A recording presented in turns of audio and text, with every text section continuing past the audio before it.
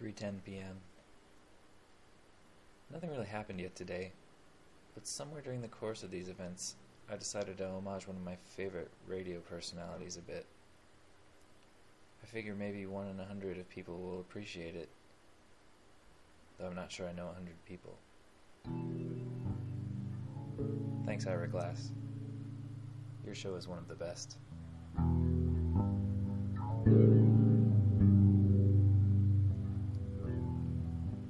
I don't remember waking up this morning. I remember lying in bed, staring at the closed shades and wondering what time it is. I open my wallet and find out that my psychiatrist appointment isn't until 3:30. I'm sure it's still morning.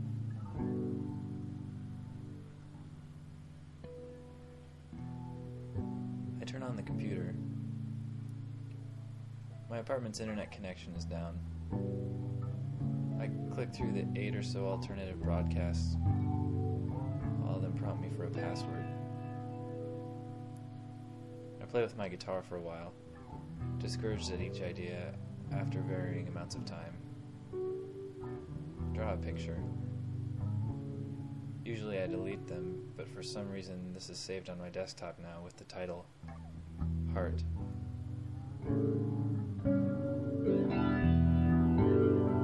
I text my 2 roommates, asking about the internet. I'm not sure exactly what I want from it, just that I want to use it more than I want to get dressed or leave my room. Danny responds first. Been out since Friday. I meant to call them. The semi-permanence of it settles into my diaphragm.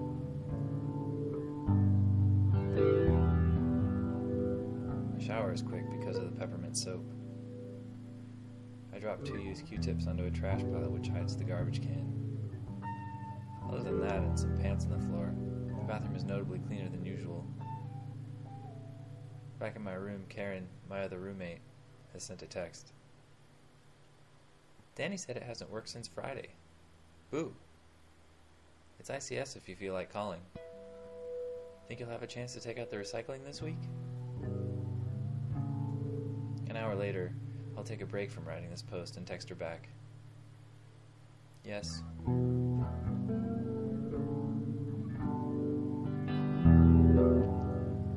I try the internet again. It works, but it's a spotty connection from some other place.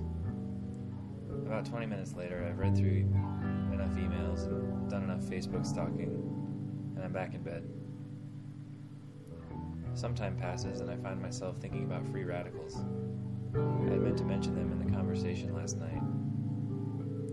I send Chelsea a text to cover it. M.A. blank blank. I call her friend that because I can't remember whether his name is Mark or Matt. Wanting to learn the free radical dance. Makes sense? I like analogy and think they're useful. Send. I don't know her too well and wonder briefly if she'll understand my point.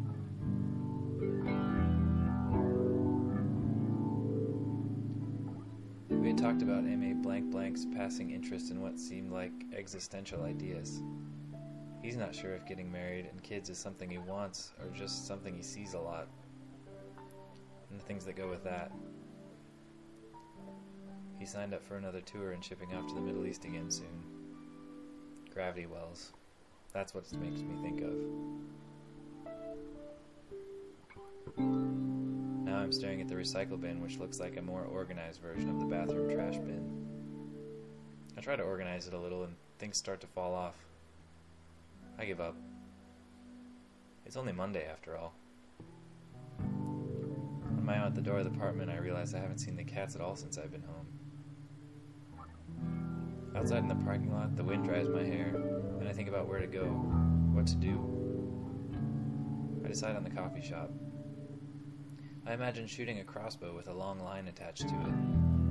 I aim high, over the rooftops toward downtown, and imagine the bolt sinking into the front door of the shop. It's a glass door, so it'll have to be a special bolt. Some organic crystal, maybe. I should stop at the bank. With a whipping motion, I send an arc into the line, towards downtown. I hold tense, and at the last moment of its travel, I jerk it to the right like a fly fisherman. The line wraps around the ATM machine in the bank parking lot.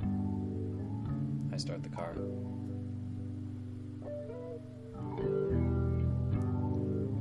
I catch a glimpse of myself in the rear view. I didn't comb my hair, and I'm 2 months into a 365-day beard, which is intended to remind me about war, and whether land can be owned or not, and whether any government can be said to own, and what traits are required of any organization before it has responsibilities, and whether it can be said to have the capacity for personhood, etc. My psychiatrist will probably mention my appearance after she asks me the date.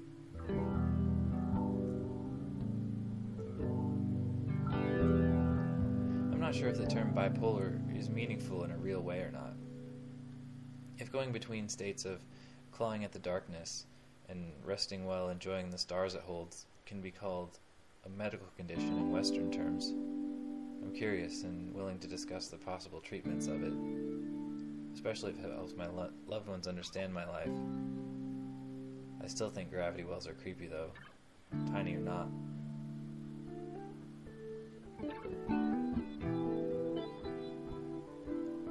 I've driven way past downtown. Some roads are closed that I forgot about, and getting on a main road was a mistake, as I have too much respect for the flow of traffic. Eventually I'm in a long line of cars waiting for a train.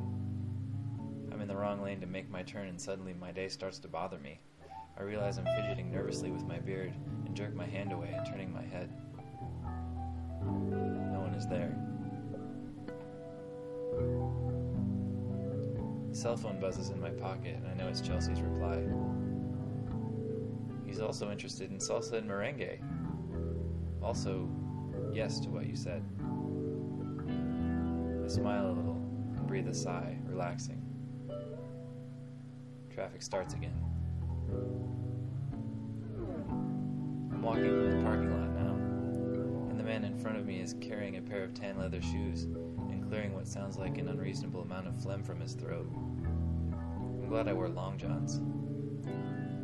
The sidewalk's narrow because of the construction, and to my left is a basement shop that will be a coffee and record store sometime next summer. A Jehovah's Witness is opening it.